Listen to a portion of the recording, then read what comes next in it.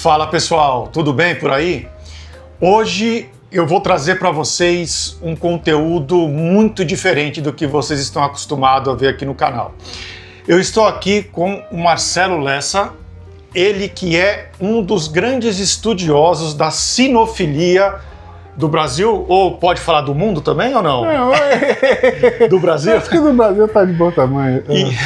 E o Marcelo hoje vai dar uma pequena aula, porque se a gente for ficar conversando aqui, nós vamos ter aí umas 4, 5 horas de vídeo no mínimo, né, verdade, Marcelo? É verdade.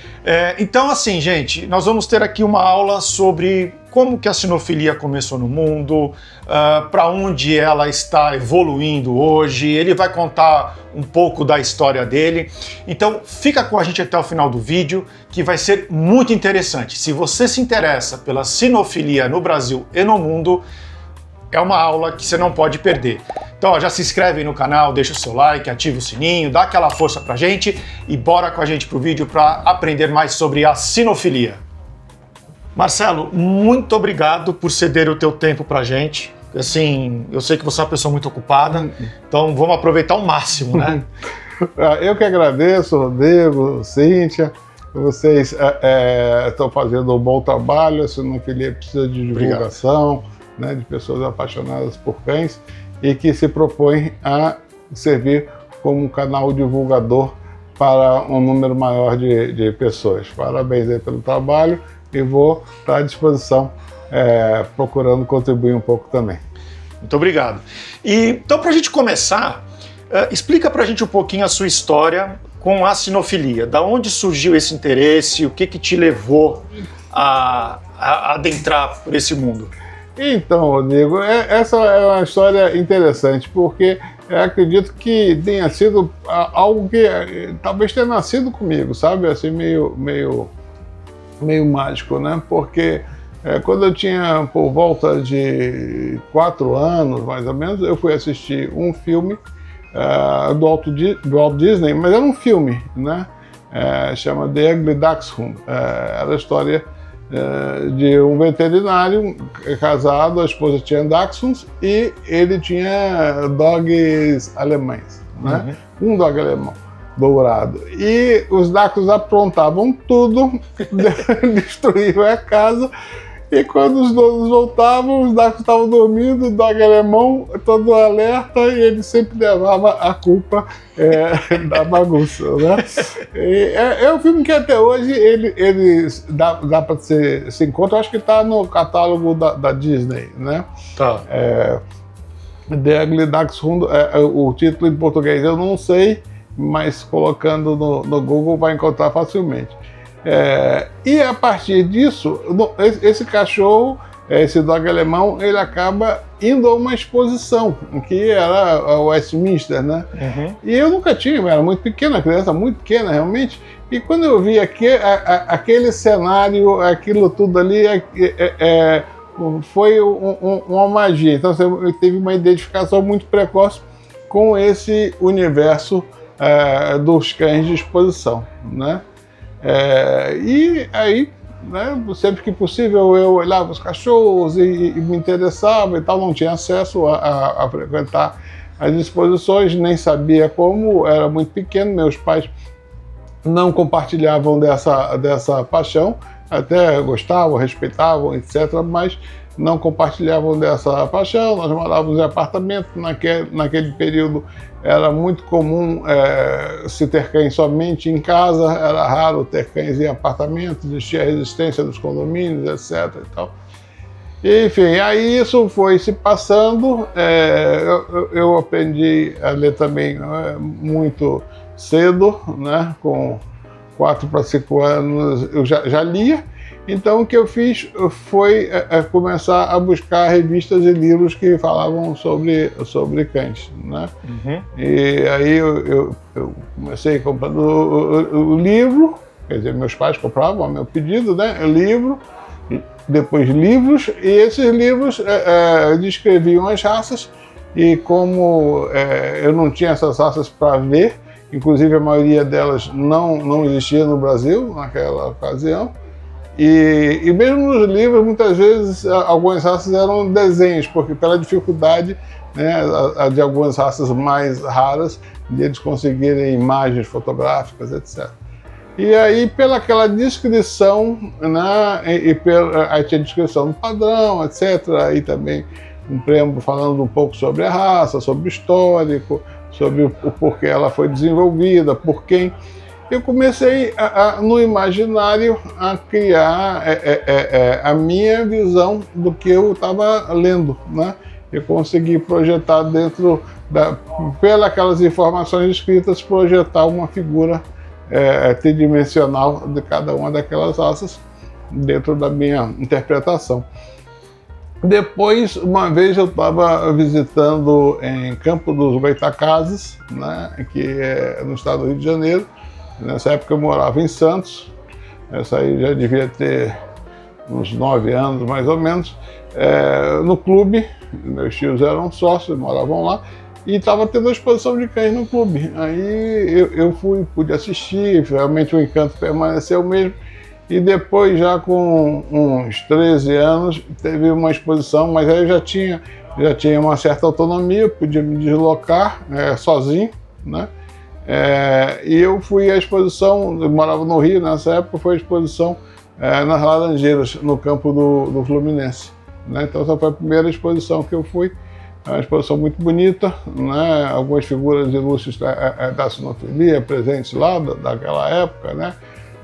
Eugênio Pereira de Lucena, que era o presidente da CBKC, inclusive estava julgando, algumas pessoas que hoje ainda estão na sinofilia, mas foi uma experiência também mágica, né? Foi o primeiro a chegar e um dos últimos a sair. E esses estudos que eu tinha feito permitiu que eu identificasse muitas das raças que eu nunca tinha visto, e conversasse e trocasse informações com os criadores, né? E eles ficavam curiosos, primeiro porque era muito novo, segundo porque tinha algumas informações também, né, para falar. Então foi assim. A partir daí eu continuei frequentando exposições, né, sempre que possível. Depois a minha família se mudou para Salvador, na Bahia. Eu continuei frequentando exposição. Aí em 1981, finalmente eu tive o primeiro cão de raça. Nesse intervalo eu tinha conseguido, meus pais me dessem um cachorro, mas foi um cachorro sem raça, foi um cachorro adotado. E depois, em 81, eu tive o primeiro cão de raça, que foi um husky siberiano, aí já muito bem escolhido, muito bem selecionado, né? Então foi um cachorro bem vitorioso. E a partir de então, num primeiro momento, eu cheguei a ter poucas ninhadas, mas o meu interesse maior era, como eu tinha lido, imaginado tantas raças diferentes, etc., e estudado sobre elas, eu tinha interesse, meu maior interesse era ter a oportunidade de conviver e aprender um pouco das particularidades, né, temperamento, etc., de cada uma dessas raças, tá? E também apreciar, né, a boa conformação e tudo mais. E aí eu decidi não ter mais ninhadas, porque seria inviável ter um número, né, grande de raças e ter ninhadas. Então tem mais de 30 anos que eu não tenho nenhuma ninhada, mas eu fui tendo raças diferentes dentro daquelas raças que eu tinha o maior interesse, né? E tive muita sorte, né? De conseguir ter cães excepcionais em termos de exposições caninas, né? Mas também de temperamento, né? Poucos problemas de saúde, muito poucos problemas de saúde dos cães. Enfim, foi uma trajetória, e tem sido, né? Uma trajetória muito enriquecedora e que satisfaz o que eu tinha, esse desejo desde criança, que essa chama permanece acesa até hoje. Ah, com certeza. E me fala uma coisa, onde que começou, qual foi o início da sinofilia? Como foi essa evolução, né, de lá até hoje? Então, eu fiz um podcast no canal da Sinofilia Digital, falando sobre sinologia.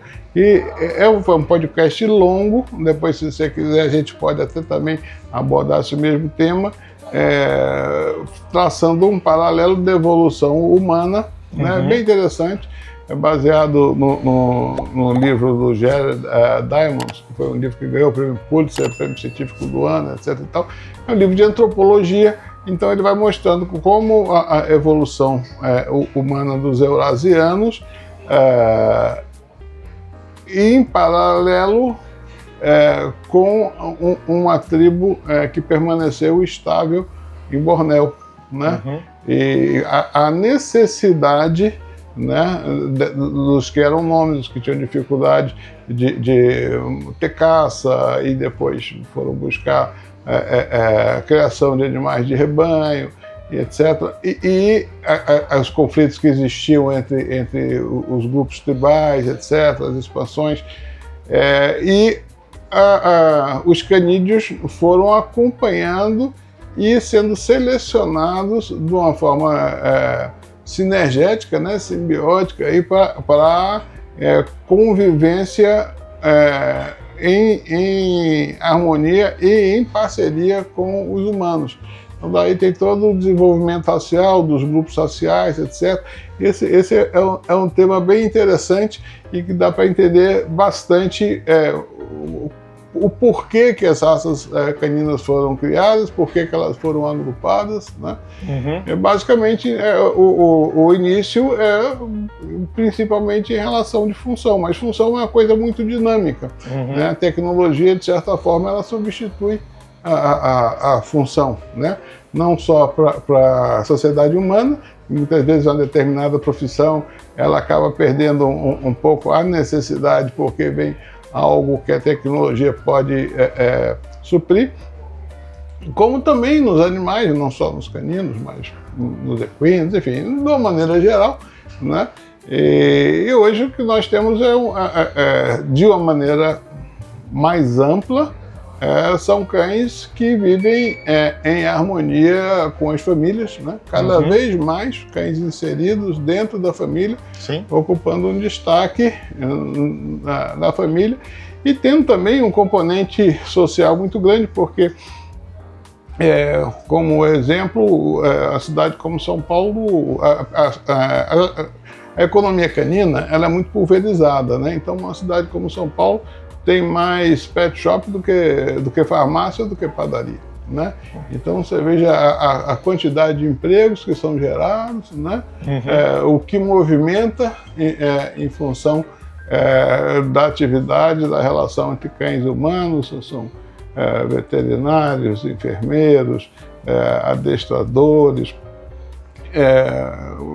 pessoal de estética, banhistas, tosadores, groomers, pessoal de adestramento de prova, IGP, Mundial Ring, adestramento de uma maneira geral para situações específicas, passeadores, no caso da sinofilia, handler, criadores, né?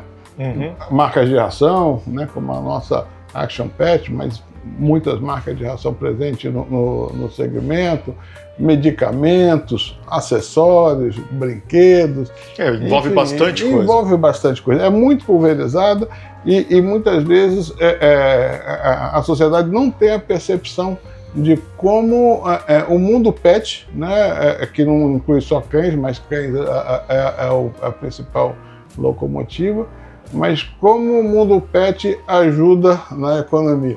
Um dinheiro que talvez pudesse estar guardado em uma aplicação, em uma poupança, a pessoa, pelo amor que tem aos animais, ela faz esse investimento não como uma despesa, mas sim para ter um benefício da função ou o prazer da convivência, que também traz seus benefícios psicológicos, etc. e tudo mais. E isso movimenta a economia e é muito benéfico para a sociedade. Bacana.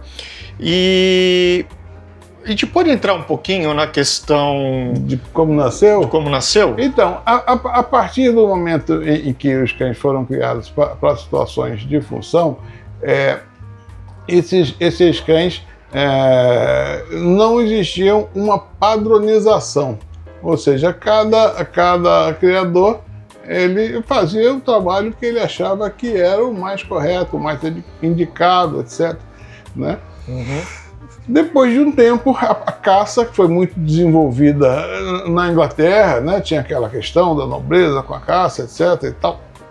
Eles começaram a fazer algumas provas de campo e começaram a registrar nos study books, né, os ascendentes, né? Os pais, os avós, etc., e que isso servisse como uma orientação importante nos acasalamentos futuros, como já acontecia também com equinos e outros animais. Então, esses criadores que inicialmente organizaram a sinofilia, a maior parte deles eram pessoas ligadas à caça, né? O primeiro Kennel Club eclético, né, de todas as raças foi o The Kennel Club, na Inglaterra. Se não me engano, foi fundado em 1873, né? Depois, o American Kennel Club, acredito que em 1884, né? Mas o Westminster Kennel Club, que por sinal leva até como símbolo a figura de um pointer, foi fundado em 1876. A exposição agora de fevereiro vai completar 150 anos. Legal. Então, essa é uma exposição bem simbólica, né? Faz parte das principais atrações de Nova York, é divulgado pela prefeitura como entre as 100 principais atrações do ano na cidade. Westminster é tão importante que o Empire State Building fica com as cores do Kennel Club no teto durante todo o período da exposição. Que legal. É passado pela televisão, tem cobertura do New York Times, enfim, tem toda uma importância que realmente deve se dar. É um evento que nunca parou, ele não parou nem durante as guerras mundiais, nem durante a pandemia. Desde que começou em 1876 até hoje, 1925, não teve nenhum ano que não tivesse a exposição. É uma coisa realmente impressionante, louvável, né? Louvável. E aí nós tivemos em 1911 a criação da FCI, né? O The Kennel Club, os ingleses eles podiam se associar diretamente no The Kennel Club, né? O American Kennel Club era uma entidade federativa, né? No qual os clubes, eles eram integrados ao American Kennel Club, mas os indivíduos eram sócios dos seus clubes regionais, né? Inicialmente foi criado por 13 entidades, sendo 10 americanas e 3 canadenses. Em 1884, 2 anos depois, os canadenses e os americanos divergiram, e aí os canadenses fundaram o Canadian Kennel Club, e o American Kennel Club seguiu, mas é uma entidade gigantesca que registra por volta de 1 milhão de cães por ano. Caramba! Uma quantidade muito grande.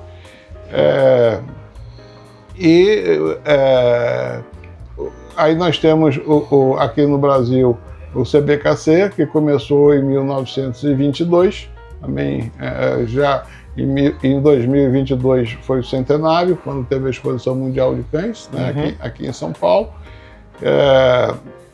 que deve ter um registro aí próximo de 200 mil cães, né? O Brasil tem quatro raças reconhecidas, né? O Fila brasileiro, o Terra brasileiro, que inicialmente chamava Fox paulistinha, mas sim, hoje está muito divulgado no Brasil, né? No mundo inteiro, né? Nós temos aí a Tayana, que faz um trabalho não só muito bom na criação, mas de divulgação, porque ela está sempre viajando, presente nos principais eventos, né? Nós temos mais recentemente o Bulldog campeiro e o rastreador brasileiro, que são raças reconhecidas pela FCI. E temos 6 raças que estão aí no aguardo do reconhecimento do FCI, mas já sendo trabalhadas pelo CBKC, né? Que bacana isso. Interessante, né? Muito interessante. Então, a sinofilia, ela veio para criar, para padronizar e dar regras à criação. Porque, por exemplo, você, né, se você fosse criador de uma raça qualquer, vamos dizer, fosse criador de pointer, e eu fosse criador de pointer, eu ia ter uma preferência, porque os indivíduos são assim, cada um tem suas preferências, e você teria outra preferência. E qual seria o certo? Qual seria o ideal? Né? Eu ia achar que era o meu, você ia achar que era o seu, e assim não tinha uma referência que pudesse dizer qual que estava mais certo, qual que estava mais errado. Então, para isso foi criado os padrões, né? Os padrões raciais, que eles indicam, né, não apenas a questão da morfologia, mas também o temperamento. Sempre existiu, e até hoje existe, desde aquela época, né, uma questão sobre função versus conformação, né? As duas coisas são dinâmicas, né? A conformação é dinâmica, se você vê qualquer raça atual e olhar uma imagem dessa raça há 50 anos atrás, na maioria absoluta das raças, você vai ver que existe tem uma diferença significativa, né? E também a função, né? Porque a função ela é muito um reflexo de como é que anda a sociedade humana, porque a função é para o humano, né? Sim. Que está utilizando as capacidades de trabalho daquele cão para determinada função, né? Mas essa função ela vai mudando na medida que a própria tecnologia, né? Por exemplo, se eu falar de caça, o caçador atual ele dispõe de muito mais recursos, né? De localização, de luneta, etc., do que um caçador antigo, né? Um husky siberiano, que faz o trabalho indispensável de transporte nas regiões lá do Círculo Polar Ártico, etc. Hoje você tem um snowmobile que pode fazer algo parecido. Então, assim, muitas funções elas passam a ser... Mas em alguns lugares ainda eles continuam sendo usados, né? Continuam sendo usados, né? Continuam. Mas, é mais por uma tradição.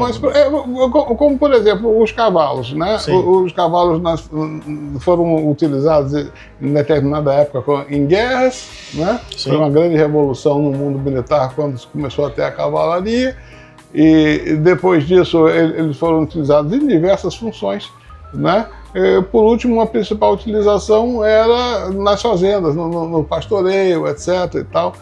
Hoje as motos elas ocupam um espaço significativo do que antes era feito pelo cavalo. Mas as pessoas continuam curtindo seus cavalos e treinando e fazendo provas né? Provas, inclusive provas de apartar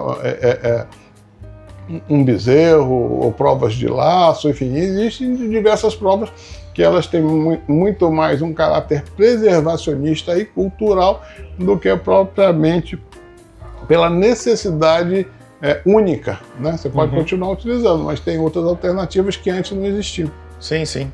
Né? Então, com isso, chegou a sinofilia, para definir, olha, esse aqui é o modelo que vocês têm que seguir. E as pessoas que julgam as exposições, elas têm que entender aqueles padrões que estão ali e entender, transferir, né, para aqueles cães que estão concorrendo, para ver quais são, que na opinião e no conhecimento daquela pessoa, é o melhor exemplar. De uma maneira geral, os cães mais premiados acabam sendo os cães, as cadelas, assim, de uma maneira geral, independente do gênero, acabam sendo mais utilizados na criação do que os não premiados. Então, eles, de certa forma, norteiam a evolução da raça dentro do padrão. Você que está assistindo o vídeo e já viu os outros vídeos aqui do canal, eu sempre faço essa pergunta sobre o padrão da raça. Então, é sobre isso para isso que foi criada a sinofilia. Você tem se você ver qualquer um dos vídeos, a cor da pele, a cor do pelo, a cor da trufa, tem que ser de um jeito, não pode ser de outro. Se tá fora do padrão, ele já não pode participar de uma exposição, por exemplo, né? Então é isso que a sinofilia, né? Essas regras foram criadas justamente para isso. Essas regras foram criadas por isso e todas elas têm um motivo para existirem, né?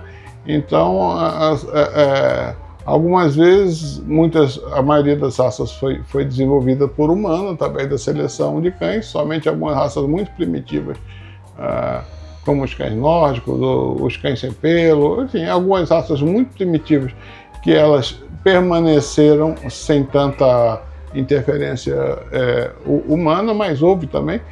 Mas o fato é que na formação de raças se utiliza cães que já existiam antes e se faz cruzamentos para obter determinadas características de uma raça e de outra, sendo cruzada para gerar uma terceira raça com o objetivo de que tenha o melhor de uma, o melhor da outra, etc. Mas algumas características são dominantes. Então, por exemplo, no boxer, tem um bulldog inglês usado, que tem a cor branca. Então, até hoje se vê o nascimento de ninhadas com cães brancos, né? Então, por isso, os cães brancos eles não são aceitos, porque se forem aceitos pela dominância, daqui a um tempo você vai ter principalmente boxes brancos. E assim vai. Então, quando você faz o padrão, isso tudo é feito com embasamento. Por exemplo, quando eu sou engenheiro químico, quando eu estava fazendo uma pós-graduação na Itália, tem uma raça que está bastante popular no mundo inteiro, que é o cane corso, né, que ele era uma raça que existia na literatura, existia em livros, etc., mas não existia de uma forma padronizada. Acho que isso vai exemplificar bem essa situação que nós estamos falando, da importância da sinofilia e do padrão. Aí essa raça era tida como extinta, né? Até que, por volta de 1950, teve um criador lá, Antônio de Novo, acho que era o nome dele, começou a fazer uma seleção, depois meio que parou. Aí nos anos 70, alguns criadores começaram a se reunir para tentar fazer um padrão. Você vê, eu digo, como era a situação. Eu podia estar criando o cane corso, chamar de cane corso, você podia também estar criando o cane corso, mas você já chamava de outro nome a raça. Tem a origem do nome, mas assim, se a gente for entrar em muito detalhe, a gente vai se alongar muito. E também eu queria um cão um pouco mais pesado, você já preferia um cão um pouco mais ágil, enfim, não tinha essa formatação que o padrão dá. E eles se reuniram e viram que se continuasse daquela maneira, a raça não iria se consolidar nunca, né? Então, um criador lá da Puglia, que tinha amizade com o Morsiani, né? O Morsiani foi um dos grandes sinófilos, né, da Itália e do mundo, do criador do canil Del Soccorso. Também esse dá para fazer um podcast sobre ele. Eu tive a oportunidade de conhecer, eu fui no canil dele, morava numa fortificação feudal, assim, extraordinária, uma residência construída no século XV, 600 anos atrás, e habitada pela família dele desde então. Então tem 600 anos que a família mora lá. Um bosque todo murado e tal, incrível. E ele, né, Antônio Morsiani, foi o principal criador de São Bernardo, talvez da história da raça no mundo, né? E então ele era o sinotécnico da Enti, que é o equivalente CBKC lá na Itália, e ele foi chamado por um amigo que era Mendibili, né, que era criador de cane corso, para fazer essa ponte entre o pessoal que estava querendo formatar o padrão. E aí ele mais algumas outras pessoas, né, o Perricone, que também era o presidente da Enti e gostava de Molosso, eles foram, e o trabalho qual era? Eles se pontavam, faziam as medidas biométricas, mediam o cachorro inteiro. Eu cheguei a ver algumas medições dessas. Mediam o cachorro inteiro, a proporção dos eixos cranianos, proporção trufa-crânio, comprimento de pata versus altura na cernelha, comprimento versus altura, né, angulações de ombro, posteriores, enfim, o top line, enfim, pesavam, faziam todas as medidas e tabelavam isso tudo num período que não tinha a facilidade da computação, né? Então tabelavam tudo aquilo, etc. E a partir de um bom tempo, em 1983, a gente dá um primeiro reconhecimento. Em 1987, ela dá um reconhecimento e faz um padrão. Em 1888 eles começam a participar, foi quando eu estava lá, 87, 88. Então eu pude acompanhar justamente esse período por coincidência. Então eles começam a participar de exposições. Em 1994, 96, a FCI dá um registro provisório, né? E em 2006 ou 2007, acho que em 2007 ela dá o registro definitivo. Mas a partir dali a raça se expande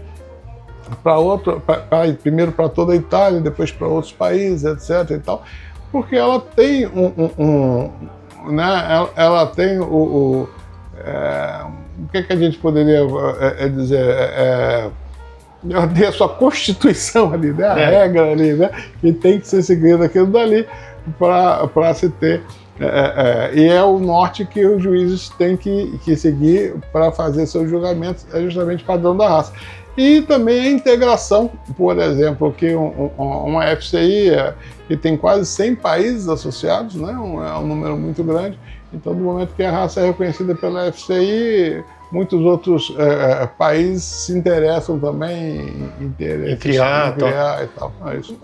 Uma curiosidade que você falando das datas, o cane corso, então, ele demorou quase 20 anos para ser oficializado pela FCI, é isso? Mas os processos são muito demorados. Mas aqui também, obviamente, por questão que naquela época não tinha hoje a tecnologia que a gente tem.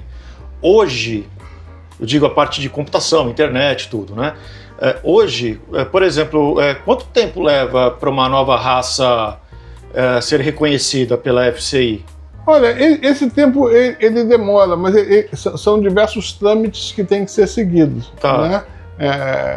E, evidentemente, a FCI, ela, por ser uma entidade que tem um alcance muito grande, né, por conta desse número de países associados, ela tem que ser muito conservadora na concessão de um status de raça, um status definitivo de raça reconhecida.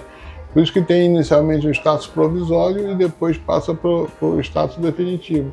Então ela tem que ver que as gerações estão se sucedendo, que estão acompanhando aquele padrão. Então realmente é algo que leva bastante tempo. Porque senão você imagina, a FCI reconhece uma raça, aí está ali.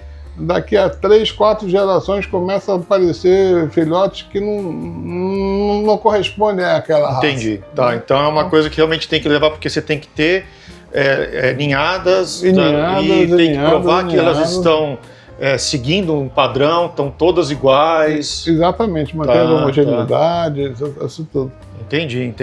Hoje também existe, hoje não, porque desde 1946 já existia um setor próprio do The Kennel Club, foi o primeiro a fazer isso, para cuidar da saúde das raças, enfim. Então, uma entidade como essa, o American Kennel Club, o The Kennel Club inglês, a FCI, ela não só está preocupada com a conformação, com a estética, mas também tem que estar, e dentro do possível estão, preocupadas com a saúde, não só a saúde física, mas a saúde psicomental, né, que sejam saudáveis de mente e de corpo. Hoje, tá? O que faz um criador ser um bom criador? Ser aquele criador que respeita, um criador que as pessoas podem procurar e que sabe que estão pegando um filhote ali com uma qualidade, uma procedência muito boa. O que hoje faz um criador ser um bom criador? Primeiro, o criador ele tem que apresentar bons resultados, né? Esses bons resultados tanto na parte de conformação, quanto na parte de temperamento, quanto na parte de saúde. Esses são os principais pilares de uma criação. Querem um cachorro que você olhe e identifique que seja daquela raça, o mais bonito possível, mas ao mesmo tempo que seja um cachorro que tenha um temperamento equilibrado dentro do que é esperado pela raça, ou seja, não seja um cão com agressividade gratuita, ou com timidez exagerada, etc., ou com algum outro tipo de vício de comportamento. E, ao mesmo tempo, tem a saúde, não tem as doenças genéticas, né, dentro do plantel, etc. Porque algumas raças, elas entram pelos mais diversos motivos, ela entra no que a gente poderia falar de uma maneira mais resumida, ou mais simples, como na moda, né? São cães que eles se tornam mais demandados, mais procurados por diversos fatores, né? Porque por causa de um filme, porque uma pessoa muito conhecida tem um cão daquela o famoso raça tem um e tal. Hoje eu acho que um dos cachorros que a gente vê mais aí é Shih Tzu, né? Shih Tzu, o Spitz, tem bastante. O Dog francês. O Dog francês está bastante também. Então, as raças... e aí começa, na medida que a raça ela começa a ser difundida, então, por exemplo, eu vou lhe visitar, né? Eu estou pensando em ter um cachorro. Aí eu chego na sua casa, você tem um Bulldog francês. Aí eu acho bonito, eu vejo que ele se comporta bem, etc. Aí eu vou chegar e vou falar em casa, poxa, eu tive na casa do Rodrigo e ele tem um Bulldog francês, pô, cachorro legal, quase não late, é um cachorro que é muito amistoso, sociável e tal, também adequado aqui para o local que nós moramos. Vamos ter um? Vamos. Aí, normalmente, qual seria a segunda etapa? Aí eu iria falar contigo. Eu falar, Rodrigo, olha, eu vi seu cachorro, achei muito legal e tal, papapá. Você podia me indicar onde é que você comprou? Aí você vai e indica, aí eu vou lá e já faço um contato, né? E tem vou contar essa mesma situação, mas com um panorama totalmente inverso. Tá. Né? Eu estou pensando em comprar um Bulldog francês. Aí eu vou lhe visitar, aí você tem um Bulldog francês. Aí quando chego lá, seu Bulldog francês é hiperativo, ou você me comenta que ele está tendo uma série de problemas de saúde, de pele, não sei o que, tal, ou ele é um pouco agressivo. Aí eu vou chegar em casa e vou dizer, poxa, eu estava pensando em comprar um Bulldog francês, mas eu fui na casa do Rodrigo e eu vi que a raça talvez tenha alguns problemas, talvez seja melhor a gente considerar uma outra raça. Posso falar só a dedo bem? Claro. Isso que você falou que é engraçado. A gente tem um vídeo com uma criadora de labrador. E o labrador passou por isso com o filme do Marley. As pessoas pararam de comprar e começaram a comprar mais o Golden porque achavam que todo labrador era igual ao Marley. É engraçado isso, né? As pessoas personificam isso. Nós tivemos o caso do Dálmata, né? Que teve aquele filme 101 Dálmatas. Sim. Tá bem difícil de ver Dálmata hoje também. Hoje tá, mas então, por isso, por essa questão de saúde, basicamente, né?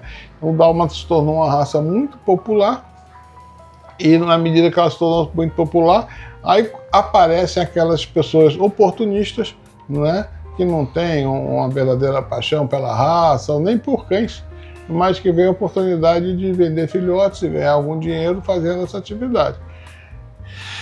E aí não tem conhecimento, faz os acasalamentos, qualquer acasalamento, não faz um estudo prévio, etc., e começa a gerar problema. E isso é muito comum quando a raça entra em muita evidência, por isso que é difícil de uma raça permanecer por longo tempo em evidência. No caso dos dálmatas, os problemas que aconteceram foram problemas de pele, sarna demodésica, surdez, agressividade.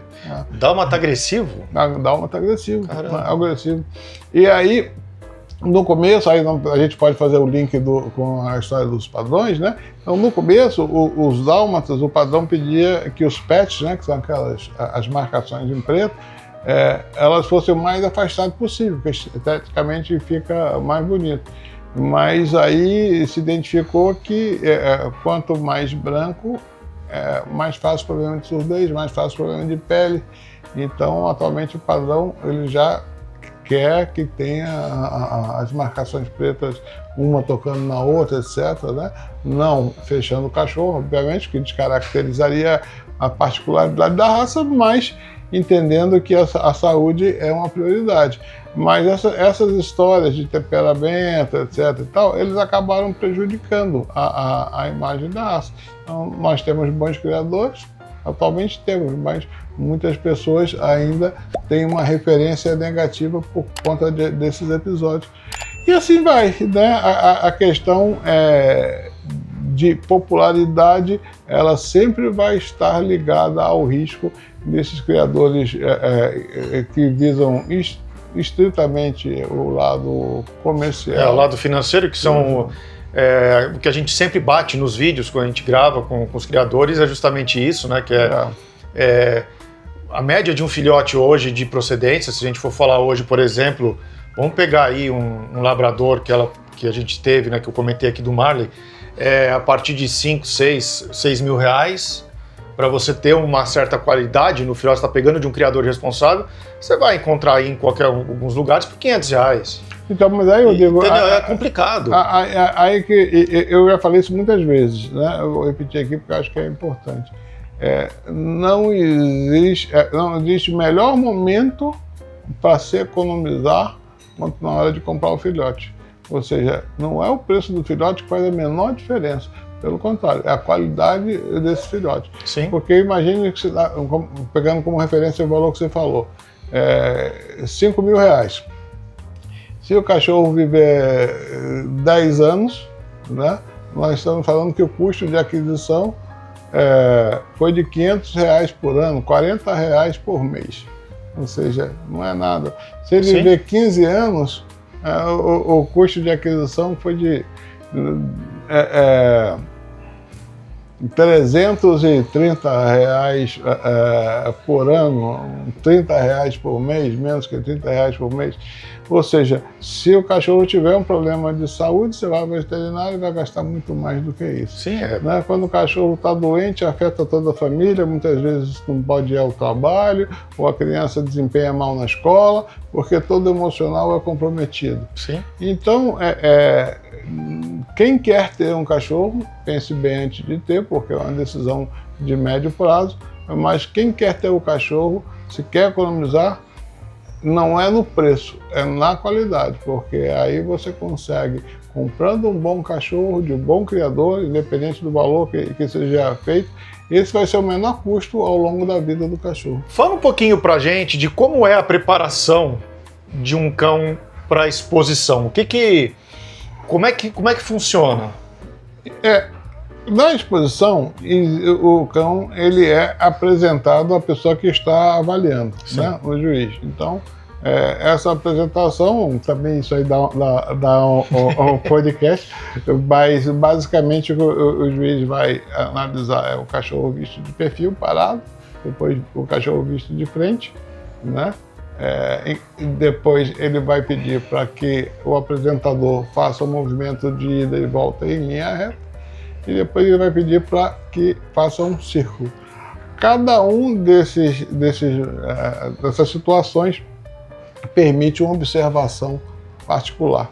Então, quer dizer, o que você observa no movimento do ir e vir não é o mesmo que você observa no movimento com círculo, o que você observa vendo de perfil não é o mesmo que você observa vendo de frente, e cada uma dessas vai formar a avaliação do julgador.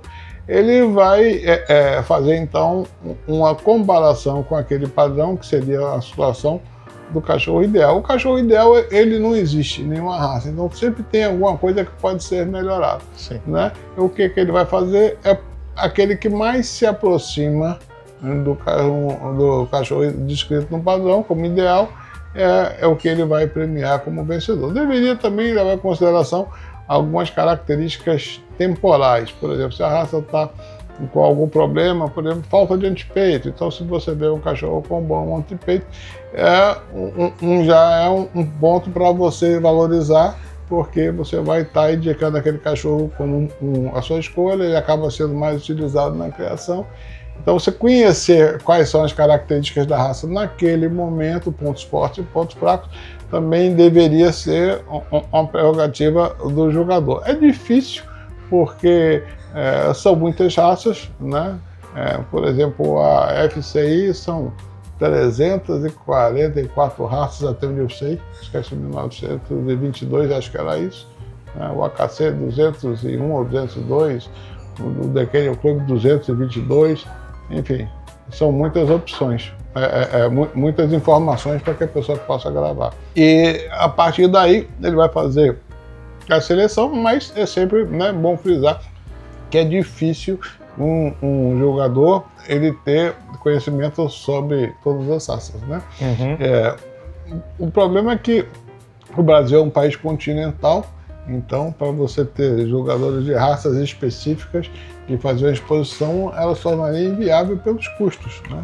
Então, por conta disso, você pega pessoas que têm uma boa experiência no universo canino, que fazem provas, etc., para terem a certificação, né? No caso aqui no Brasil do CBKC, quando se atinge a certificação do CBKC, automaticamente, pelo consórcio CBKC com a FCI, esse juiz está apto a julgar as posições também em todos os países da FCI, né? Isso é um aspecto positivo. Do ponto de vista do proprietário, né, ele vai ter que cuidar do aspecto, né, estético, né? Então, o que ele vai fazer? Vai cuidar da pelagem, vai manter essa pelagem o mais bonita possível, escovada, etc., né? Ele vai cuidar do condicionamento físico, né? O cão de exposição, ele não deixa de ser um atleta, né? Não precisa ser um atleta de alta performance, mas ele precisa ter um nível de atividade física um pouco acima do que seria um cão de dentro de casa, que não participa de exposição, para estar com a musculatura um pouco mais forte, para ter uma movimentação também um pouco mais bonita, mais elástica, que a musculatura vai ajudar. A musculatura das costas, né, o top line, também sendo mais firme, ele vai ter um top line também mais firme. Então são esses aspectos. E o aspecto do treinamento para fazer essas 4 posições, né? Que é o stay, ele parado, olhar de frente, tem que deixar o juiz tocar, examinar de frente, se aproximar. Naturalmente o cão é refratário, ele não quer que um estranho chegue, se aproxime dele, abra a boca, olhe os dentes. Ele fica, né? Ele não se sente confortável. Então existe um treinamento para que ele sinta que aquilo ali não representa nenhum tipo de risco à integridade dele, nenhum tipo de ameaça, e com o tempo ele fica confortável, realmente não se sente incomodado. E também o movimento. Esse proprietário, ele tem que, o criador, ele tem que entender também o padrão da raça para levar para a exposição o cachorro que realmente seja bonito e que tenha um bom temperamento. Afinal de contas, o objetivo da exposição, o objetivo primordial, que na prática ele não acaba não sendo sempre assim, mas o objetivo primordial eu crio uma determinada raça, você cria também, então nós vamos levar o que a gente conseguiu criar de melhor para a exposição, para que outras pessoas que se interessam pela raça ou para que outros criadores vejam o nosso trabalho e se interessem pela nossa criação, ou por adquirir filhotes, ou por adquirir serviços de cobertura, né? De modo que os melhores cães dessa geração proporcionem que a próxima geração vindoura, seja melhor do que a geração atual e a raça vai evoluindo. Então, basicamente é isso, né? Existe uma disputa, uma vaidade humana que é inerente ao ser humano, uma competitividade também, né? Que a vitória sempre é apreciada. Sim, né? Sim, claro. A vitória sempre é apreciada. Mas o verdadeiro sinófilo, se ele leva um cão para a exposição e ele vê um outro cão que realmente está num nível superior, ele acaba, se ele for um bom competidor, ele acaba ficando feliz, porque ele vê, poxa, a raça está evoluindo, eu vou utilizar esse cão na minha criação para melhorar a minha criação, né? Então, poxa, eu posso dar um salto de qualidade através desse cão, né? E outras pessoas já pensam, poxa, esse cachorro vai vencer do meu e tal. Então, assim, isso aí é da natureza humana. Isso existe, né? A gente quer ter um melhor, normalmente a pessoa leva. Mas eu acho legal a gente também frisar isso, que até alguns criadores já me falaram, que você não precisa ser criador para levar o teu cão para exposição, né? Você pode, como você falou, você pode ter um cão que você considera, pô, meu cão é bonito, eu quero levar para exposição, entrar em contato de repente com o handler, né? Que é uma figura importantíssima no Então, esse é outro aspecto, né? Existem dois modelos de sinofilia, né? Vamos chamar um modelo inglês, existe o modelo americano. Né? O modelo inglês é que as pessoas se preocupam um pouco com o resultado, né? É muito difícil de fechar um título de campeão, porque o cachorro não campeão, ele concorre pelo que eles chamam de CC, né? Que é o certificado. Então, às vezes, determinadas raças, durante toda uma temporada, todo ano, não existe um novo campeão. São poucas exposições por ano, um número muito grande de pessoas, são verdadeiras confraternizações, né? O pessoal vai e se diverte. Então, essa é a pegada inglesa. A pegada americana é uma sinofilia mais profissional, né? E aí nós temos o handler, que é uma pessoa que trabalha exclusivamente no preparo dos cães para a exposição. Os handlers fazem um trabalho, os bons handlers, né? Como toda profissão, tem os excelentes, os bons, os medianos, mas esses handlers excelentes fazem um trabalho fantástico. Inclusive na apresentação eles conseguem destacar qualidades, né? Minimizar eventuais defeitos, deixar o cachorro numa condição atlética e de pelagem magistral. São pessoas que se dedicam a isso de uma forma profissional, ou seja, não tem outra atividade. Mas tudo na vida tem um custo. Então, quer dizer, a sinofilia americana, a sinofilia é bem mais cara, né? As exposições lá, né, como eles chamam, os clubber shows, que eles fazem, são os circuitos, né? Eles costumam ter, os cluster shows, desculpa, eles costumam ter 4 a 5 dias consecutivos de exposição. Eles viajam com seus motorhomes, né? Alguns com ônibus, né? Adaptados, com todo o conforto, tanto para os handlers quanto para os cães, né? Já são profissionais, têm todos os equipamentos, etc., muito práticos. Os cães se mantêm em atividade, fazem exercício, são banhados, tudo isso naquele âmbito, né, da exposição. E é muito difícil para um proprietário competir com um handler profissional, né? Justamente porque a qualidade da apresentação e da preparação com um handler profissional é muito mais alta. Existe, alguns casos existe, mas são exceções, né? Isso você acaba limitando um pouco a questão dos custos, mas aumentando a questão da performance. Tá. Né?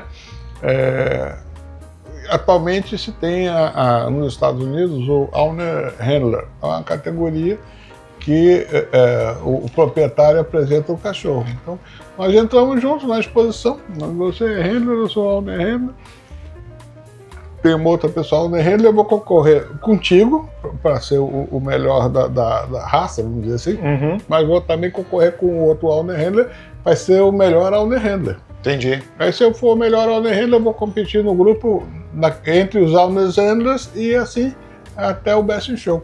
Ou seja, é uma competição que equipara os amadores, a competição entre os amadores. É uma forma... Que legal isso. Né? Isso é legal. Pô, bem bacana. Uma iniciativa bacana, também gosto. E tem muita gente adepta no Owner Handler, que vai sem a preocupação de ganhar o Best in Show numa exposição geral, porque a competição com os handlers realmente ela é difícil, por tudo que nós já falamos, mas ele vai na objetivo de ter um bom resultado na categoria ou na handler. E também vai para se divertir, né? Porque Vai pra se divertir, o pessoal também se diverte, né? Demais, demais. Eu acho que o principal objetivo da sinofilia, depois do aspecto da sinotécnico, né? Que é o da seleção, etc., da comparação dos cães, é justamente a confraternização, né? Você tem um pertencimento às pessoas que têm o mesmo gosto ou a mesma paixão por uma determinada raça, ou por algumas raças, ou pela sinofilia em geral.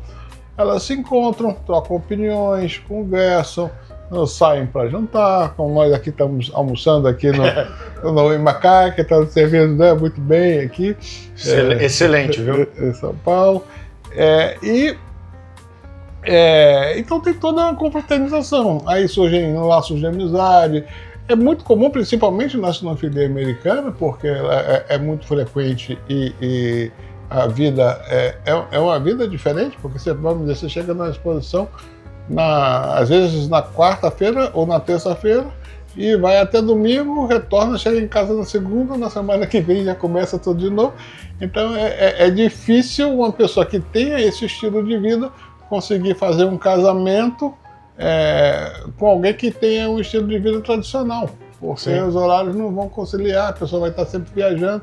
É muito comum, no Brasil também, mas nos Estados Unidos muito mais ainda, que os handlers eles acabam se casando dentro do ambiente da sinofilia. Bacana isso, bacana. Não.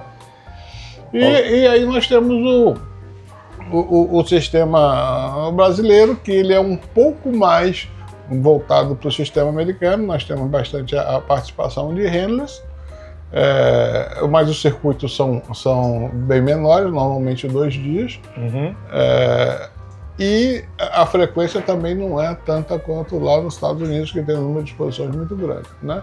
Lá na Inglaterra as exposições são bem espaçadas, e mais confraternizações familiares e tal, muito comum levar as crianças também. E tem gente que cria 20 anos, 30 anos, nunca fez um campeão e não está incomodada com isso, sabe? Sim. E nem por isso tem cães ruins, porque realmente é difícil, né? E aí nós temos na Europa o que seria o mais próximo do meio termo, né? Embora a questão do handler na Europa, os handlers amadores, eles têm uma dedicação grande, são próximos dos handlers profissionais. Na Europa ali você tem o meio termo, tem alguns handlers profissionais, tem muitos handlers amadores de alta performance e tem alguns que são realmente proprietários e que vão apresentar seus cães sem muitas pretensões de resultado, né? Então o ranking foi algo relativamente recente. No Brasil começou em 79, digo recente porque a sinofilia é de 22, né, de 22 até 79, ou seja, mais da metade do tempo que a gente tem sinofilia no Brasil, não existia ranking. Agora existe ranking, então o ranking acaba também fomentando uma disputa mais acirrada. É bom por um lado, é ruim pelo outro, né, porque a disputa também gera uma competitividade. Nem sempre a vitória no ranking significa necessariamente que o cão seja melhor que o outro. Pode ser, como pode não ser. Até porque muitas vezes o que venceu foi um número muito maior de exposições, né? Então, assim, é tudo muito relativo e também é muito pessoal, né? O resultado do juiz não necessariamente reflete o resultado de um outro juiz, tanto que você vê que é comum nas exposições que ocorrem com os mesmos cães durante um circuito, os resultados são diferentes. E você, como criador, você pode concordar ou não com o resultado do juiz. O importante é não ter o que se chama na sinofilia de cegueira de canil, né? Que só acha que só o seu cachorro é bom. E você consegue ultrapassar essa barreira, não ter cegueira de canil e consegue observar, você pode concordar ou não concordar com o resultado do juiz. A realidade, Rodrigo, é que o seu cachorro que entra na pista, na exposição, é o mesmo cachorro que sai. Ele não sai mais bonito nem mais feio, ele sai o mesmo cachorro, né? Então, o que acontece? Durante aquele período que ele teve concorrendo, uma pessoa está dando a opinião dela, está dando, né, uma opinião, a princípio abalizada, sobre os cães que estão concorrendo. Mas se você concordar com essa opinião, vai ser bom, você vai tentar entender por que está escolhendo aquele cachorro e não o seu, ver quais são as qualidades que aquele tem e o seu não tem, e tentar aprimorar a sua criação para a próxima geração. Basicamente é isso daí. Marcelo, então para a gente já caminhar para o final do vídeo, como que você vê o futuro da sinofilia no Brasil? Eu acho que o Brasil enfrenta alguns desafios, Rodrigo, que são comuns a muitos países, né? Uhum. A sinofilia no Brasil, ela já é centenária, né? Onde a gente vê um crescimento maior na sinofilia, onde ela é um pouco mais nova. Por exemplo, países do leste europeu, onde até o período da cortina de ferro, né, da União Soviética, existia uma repressão à criação de cães, de animais domésticos em geral, uma dificuldade. Então essas pessoas, a sinofilia é bem mais recente. Então, são pessoas bem empolgadas. Na Ásia também, a sinofilia é um pouco mais recente, né? Bem mais recente do que a nossa em termos de como nós vemos a sinofilia. Mas os desafios da sinofilia, basicamente, são a renovação, né? A renovação dos participantes, ou seja, trazer pessoas jovens para o esporte. E não é por falta de interesse, Rodrigo. Na verdade, existe muito interesse de pessoas jovens pela sinofilia, o que dificulta um pouco, porque é diferente do que era há um bom tempo atrás, né? Aqui em São Paulo, no Rio de Janeiro, etc. As exposições em São Paulo, no Rio, nas capitais da maneira geral, elas ocorriam de fato nas capitais, né? Então, particularmente nessas cidades maiores, o que nós observamos hoje é que as exposições elas não acontecem mais na capital, né? Então, por exemplo, em São Paulo nós temos dois grandes kennels, o CPC, o Paulistano de Sinofilia, e o Kennel Clube São Paulo, uhum, né? A CSP. O CPC normalmente faz em Ribeirão Pires, o KCSP normalmente faz em Sorocaba. Isso não é problema para quem já faz parte da sinofilia, porque esse deslocamento não é um deslocamento tão grande, o pessoal vai, não tem problema. Mas imagina uma pessoa jovem, com 15, 16 anos, ela vai ter dificuldade para fazer esse deslocamento, vai depender de terceiros, etc. e tal. Muitas vezes precisa que os pais levem, mas a exposição é um evento demorado. E aí, se os pais não gostarem, com 1 hora, 2 horas, eles querem ir embora. Né? Então, tem esse aspecto. O outro aspecto é que as pessoas dentro dessa comunidade, elas já se conhecem. A chegada de uma pessoa num ambiente diferente, onde ela não conhece ninguém, é um pouco intimidadora para a maioria das pessoas. Apesar de que, de uma forma geral, o público da sinofilia acolhe muito bem as pessoas novas que, de fato, querem aprender, né? Mas era muito comum. Aqui em São Paulo tinha exposição no Parque da Água Branca, um local bonito, etc. E aí o fluxo de pessoas que não eram da sinofilia era muito grande. Elas iam lá para assistir, etc. E muitas não, mas como o fluxo era grande, algumas dessas pessoas acabavam se tornando futuros sinófilos, né? Sim. Então, eu acho que hoje um grande desafio da sinofilia no Brasil, na Argentina, nos Estados Unidos, é trazer adeptos da nova geração. Outra questão é a questão do profissionalismo, porque imaginar que um jovem de 18, 20 anos vai poder contratar um handler, etc., é muito difícil, porque é custoso, né? Então, tem alguns aspectos que eles precisam que eles precisam ser levados em consideração e planejados para que se possa atrair jovens para o nosso esporte, né? Acho que esse é um aspecto. Eu acho que outro aspecto é a parte didática da exposição, né? A exposição, como ela é feita atualmente, para quem conhece o funcionamento, é fácil, né? Tem até uma brincadeira que uma vez eu vi no programa do Jô Soares. Estava um entrevistado e ele pergunta assim: você fala chinês? Aí o entrevistado falou: não, eu falo. Aí ele se surpreende, né? Porque chinês é um mandarim, é um idioma difícil de aprender. Sim. Aí ela fala: poxa, mas é difícil, né? O idioma é difícil. Aí o entrevistado responde: depois que você aprende é fácil. Aí o Jô Soares dá risada. Qualquer coisa depois que você aprende é fácil.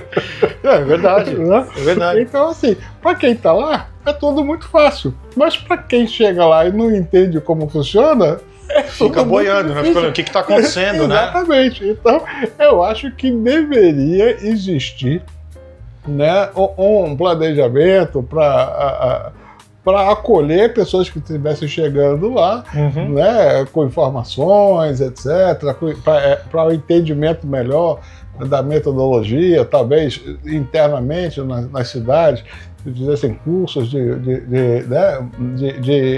informativos mesmo, né? Sim. Para a formação de futuros sinófilos, né? Tem a categoria de Junior Handler, né? Que são os jovens handlers. Sim. Que é também um incentivo. Eu acho que esse é o principal desafio, além do que, né, a questão das entidades, né? A gente vê isso muito nos Estados Unidos, né? E lá eles conseguem melhores resultados do que no restante do mundo. Fazer lobby junto ao poder público, porque lá o lobby é algo regularizado e legal, para informar, com o objetivo de informar, né? Que a atividade da criação de cães de raça é uma atividade saudável para a sociedade. E isso não implica que a adoção não seja também algo saudável, são atividades complementares e não necessariamente concorrentes, porque quando você faz a opção pela adoção de um cão, é uma atitude nobre, está adotando um cachorro em situação de vulnerabilidade, etc. Então, isso é legal. Sim. Mas quando você faz a opção por um cão de raça, você tem um maior grau, né, de assertividade na escolha, porque um cão de raça você tem uma previsibilidade. Vai ficar mais ou menos desse tamanho, late muito, late pouco, é um cão mais calmo, é um cão mais ativo. Enfim, você consegue ter algumas características que você já sabe que esse filhote vai ter quando se tornar um cachorro adulto, e que aquelas características vão se adequar melhor ao estilo de vida da família. Isso faz com que a possibilidade que esse relacionamento seja harmônico aumente, né? Então são as duas coisas. O número de pessoas que quer ter um pet é muito grande, né? Em função disso, uma coisa não exclui a outra, né? Sim. E o que exclui, sim, é a visão um pouco míope, né, no meu entender, de algumas pessoas que querem excluir a criação de cães de raça, né, e querem apenas que os cães sem raça prevaleçam, sendo que os cães sem raça são castrados. O que significa que, se isso de fato fosse levado a cabo, nós teríamos, dentro de 20 anos, não existiria mais cães, porque os cães castrados não reproduzem. Não é verdade? É verdade. Então a gente precisa ter que entender que o grande adversário dos cães na sociedade são aquelas pessoas que têm esse pensamento que, na verdade, é um pensamento extincionista, né? Às vezes com consciência, muitas vezes, na maioria das vezes, sem consciência, mas né, o desfecho de uma política dessa seria a extinção. e acho que isso daí a maioria das pessoas absoluta não deseja. Estamos chegando ao fim aqui do nosso podcast, vou chamar de podcast porque é o que foi, né? Esse bate-papo muito bacana aqui com o Marcelo, uma aula tremenda. Mas vocês estão vendo aí no cantinho da imagem que está aqui Action Pet, nutrição de qualidade. Explica pra gente, Marcelo. Então, como eu falei até durante o nosso bate-papo, o nosso podcast,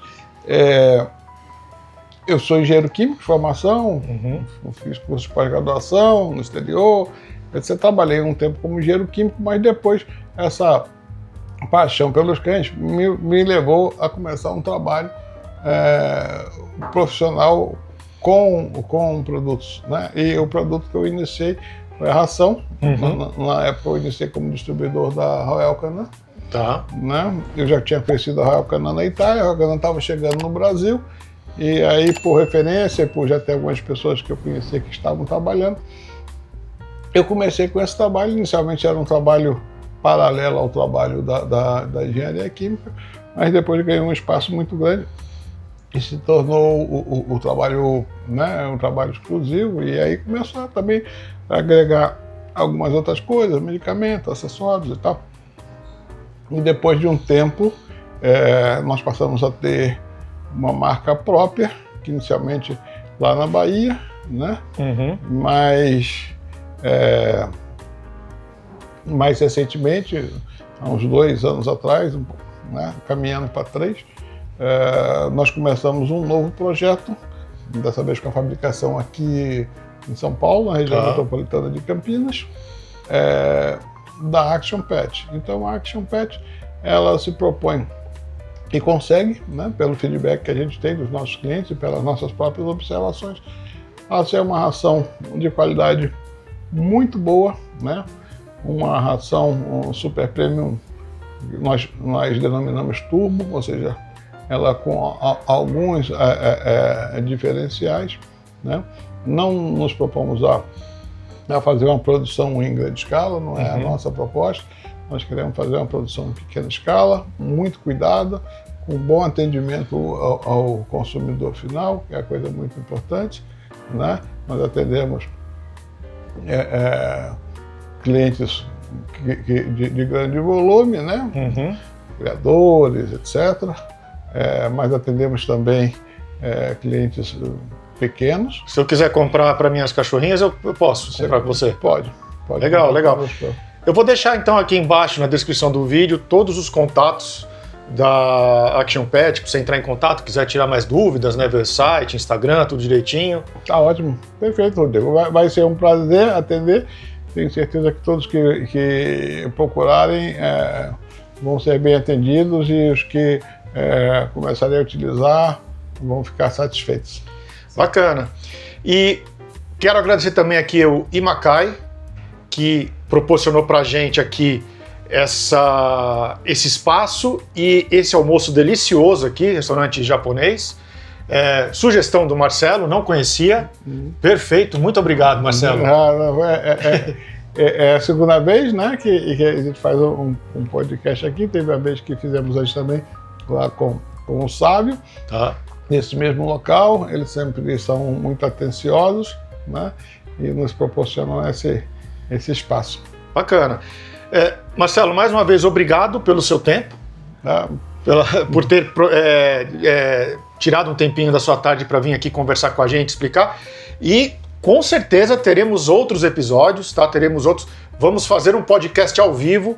Fica ligado, já segue a gente lá no Instagram também, canal A Casa dos Peludos, que a gente vai postar lá quando for ter. E aí nós vamos ficar 2, 3, 4 horas conversando, vamos pedir comida ao vivo. Vai ser aquela bagunça, teremos convidados especiais, né, Marcelo? Vai ser um prazer estar contigo, com Cíntia, com convidados. Vai ser muito bom, como foi hoje já. Viu? Foi um prazer estar com vocês. Muito obrigado. Então, não se esqueça de se inscrever aí, deixa o seu like, ativa o sininho, tá bom? Espero que vocês tenham gostado. Ficou dúvida? Deixa aqui embaixo nas perguntas, o Marcelo vai ajudar a responder todas elas, tá bom? Um abraço, até o próximo, tchau, tchau. Tchau, pessoal. Obrigado.